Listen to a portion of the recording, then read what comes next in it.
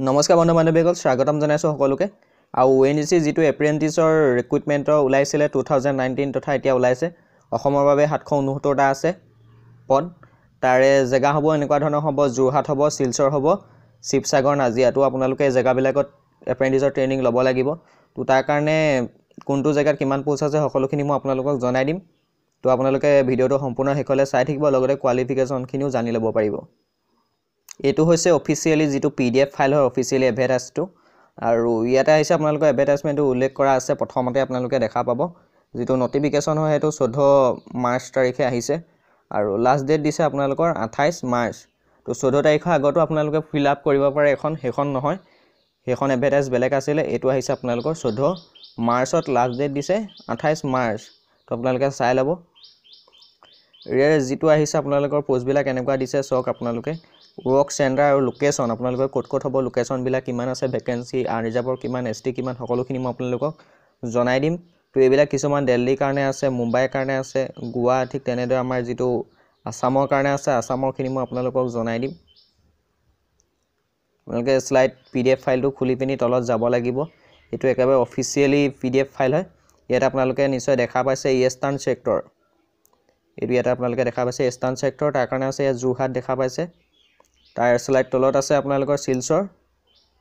তাৰ একেবাৰে তলত আছে নাজিয়া আৰু শিৱসাগৰ ইয়াৰ কাৰণে আপোনালোকৰ ট্ৰেইনিং ল'ব লাগিব তো এতিয়া মই আপোনালোকক জনাই দিছো যোৰহাটৰ কাৰণে আছে 95 ইয়া দেখা পাইছে শিলচৰৰ কাৰণে আছে আপোনালোকৰ 49 আৰু নাজিয়া শিৱসাগৰ সৰ্বাধিক সংখ্যক আছে 625টা তাতে আছে তো টোটাল সম্পূৰ্ণ হলগে 769টা তো এতিয়া আমি প্ৰথমৰ পৰা আৰম্ভ কৰিছো যোৰহাটত থকা টেট বিলাক এনেকুৱা ধৰণৰ একাউন্টেন্টৰ কাৰণে 5টা আছে সিট SC কাৰণে এটা আছে ST কাৰণে নাই OBC এটা আনৰিজাৰ্ভৰ 3টা তাৰপিছত আহিলে এসিস্ট্যান্ট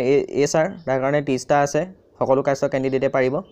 ইলেক্ট্ৰিচিয়ানো আছে 10টা সকলো কাষ্টৰ ক্যান্ডিডেটে পাৰিব এপ্লাই কৰিব ফিটাৰো আছে 15টা সকলোৱে পাৰিব আৰু ইনস্ট্ৰুমেন্ট মেকানিকৰ কাৰণে আছে আপোনালোকৰ 5টা আছে কিন্তু SC কাৰণে নাই বাকি সকলোৱে পাৰিব লেবৰেটৰী এসিস্ট্যান্টৰ কেমিক্যাল প্ল্যান্ট কাৰণে আছে 5টা SC কাৰণে নাই সকলো কাষ্টে পাৰিব বাকি মেকানিক্যাল মটৰ ভেহিকল ড্ৰাইভাৰ হেতু কাৰণে 5টা পোষ্ট আছে SC কাৰণে নাই বাকি সকলো কাষ্টৰ কাৰণে আছে মেকানিক্যাল ডিজেলটো ৰাখিছে 10টা পোষ্ট সকলো কাষ্টে পাৰিব এপ্লাই কৰিব সাৰ্ভেয়াৰ টোটাল 5টা আছে ST আৰু SC কাৰণে নাই বাকি সকলোৱে পাৰিব ওয়েল্ডাৰ কাৰণে 5টা পোষ্ট আছে SC কাৰণে নাই বাকি বেলেগ কাষ্টৰ সকলোৱে এপ্লাই কৰিব পাৰিব ঠিক আছে তো আপোনালোকৰ যদি ITI কৰা আছে বা একাউন্টেন্ট এনেকুৱা কিবা পঢ়া আছে তেতিয়া হলে পাৰিব তো মই এটা আপোনালোকক জনালে যেটো এসিস্ট্যান্ট SR এই পোষ্টৰ কাৰণে আপোনালোকৰ BA লাগিব তাৰ পিছতে আহিলে শিলচৰ শাখা যোনসকলে এপ্লাই কৰিম বুলি বিচাৰিছে বা তাত গৈ পিনি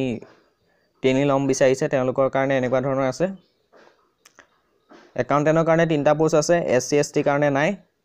তো চাৰ্টখন এনেকুৱা ধৰণে আছে আপোনালোকে চাই ল'ব পাৰিব যোনটো ডিস্ট্ৰিক্টত আপোনালোকে যাম বুলি ভাবে ট্ৰেইনিং ল'ব তাত আপোনালোকে যাব পাৰিব ইয়াতে চাই ল'ব ST কাৰণে আছে নে OBC কাৰণে আছে নে আনৰিজাৰ্ভৰ আছে নে আপোনালোকে চাই ল'ব টোটাল পোষ্ট বিলাক ইয়াত লিখা আছে তো বহুত ক্যান্ডিডেটৰ কোৱালিফিকেশনটো মিলে কিন্তু আপোনালোকৰ কাষ্টৰ কাৰণে এপ্লাই কৰিব নোৱাৰা হৈ যায় তো আপোনালোকে ইয়াত চাই ল'ব SC ST কাৰণে আছে নে নাই চাই ল'ব ঠিক তেনেদৰে এতিয়া আপোনালোকৰ নাজিয়া শিৱসাগৰ আহিলে নাজিয়া শিৱসাগৰ সৰ্বাধিক সংখ্যক আছে বহুত আছে আপোনালোকৰ ফিটাৰ যোনখিনি ITI পঢ়া আছে ফিটাৰ আছে মেকানিক্যাল ডিজেল আছে ওয়েল্ডাৰ আছে হেবিলাকে পাৰিব আৰু ইঞ্জিনিয়াৰিং যদি কৰি আছে ইলেক্ট্ৰিক্যাল মেকানিক্যাল তেতিয়াও পাৰিব তো তাৰ পিছত মই আপোনালোকক জনাবলৈ চাম যোনখিনি এজ আৰু কোৱালিফিকেশনখিনি PDF ফাইলৰ পৰা মই দেখাই দিম অফিচিয়েল যেটো আছে লিংক তো ইয়াত দেখিছে আপোনালোকৰ এজ ক্ৰাইটেৰিয়া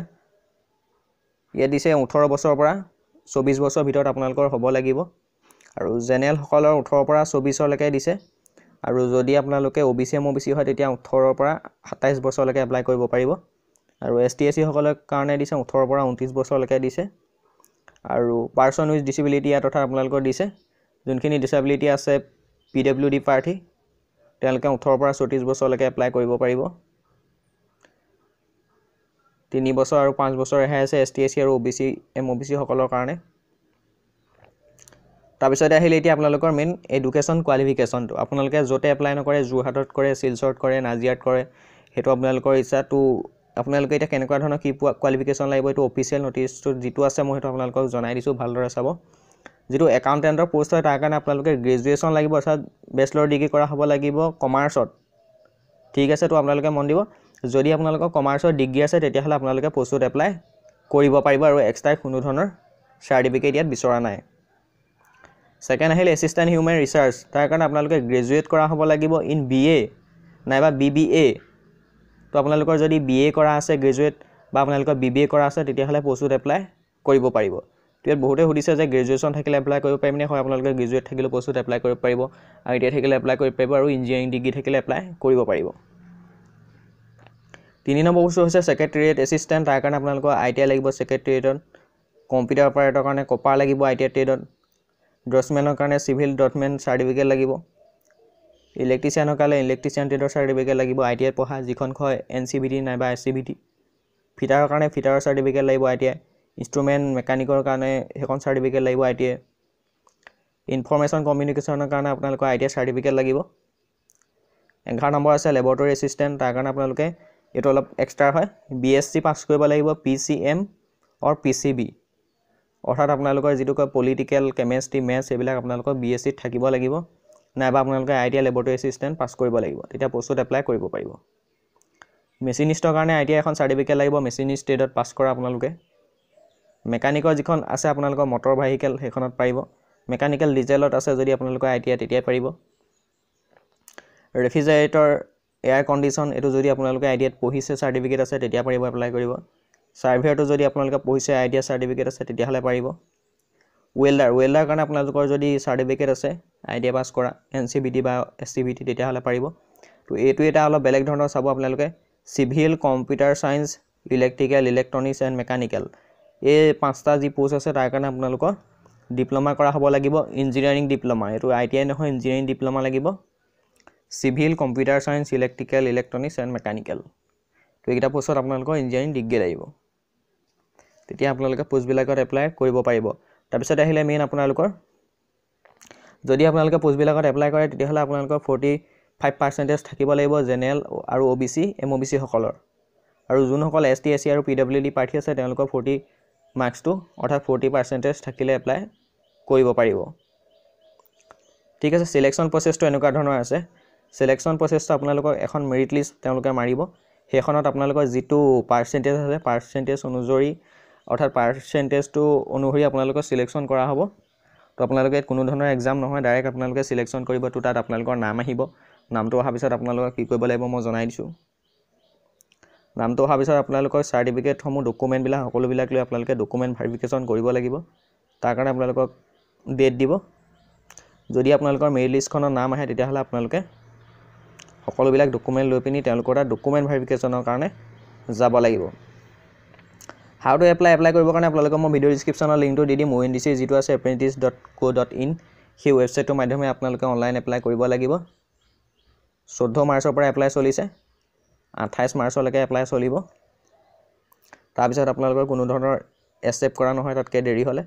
তো ভেৰিফিকেশন ডকুমেন্ট আপোনালোকৰ যেতিয়া মেৰিট লিষ্টৰ নাম আহে পাৰ্সেন্টেজ অনুসৰি আপোনালোকৰ সিলেক্ট কৰা হ'ব মই অলৰেডি জনালো তাৰপিছত আপোনালোকৰ সকলো বিলাক ডকুমেন্ট লৈ যাব লাগিব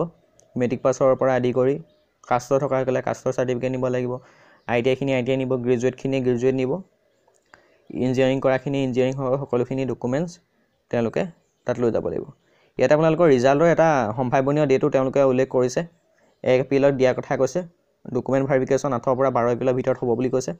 আৰু আপোনালোকে জয়েন কৰিব পাৰিব 15 এপ্ৰিলত হয়তো এটো কেদিনমান বাহিও যাব পাৰে কোনো ধৰণৰ খাটাং ডেট নহয় ঠিক আছে তো ভিডিওটো ইমানখিনি ভিডিওটো ভাল লাগিলে লাইক কৰিব কমেন্ট কৰিব আৰু শেয়াৰ কৰি দিব আপোনালোকৰ যোনখিনি ফ্ৰেন্ড আছে কোৱালিফিকেশন থকা তেওঁলোকলৈ ভিডিওটো সম্পূৰ্ণ শেয়াৰ কৰি দিব আৰু যদি চেনেলটো এতিয়ালৈকে সাবস্ক্ৰাইব কৰা নাই তেতিয়াহলে সাবস্ক্ৰাইব কৰি সাইডৰ বেল আইকনটো দবাই ৰাখিব তেতিয়া যিকোনো ধৰণৰ ইনফৰমেশন আপোনালোকে আহিলে লগালগ পাই যাব তেতিয়ালৈ ইমানেই ধন্যবাদ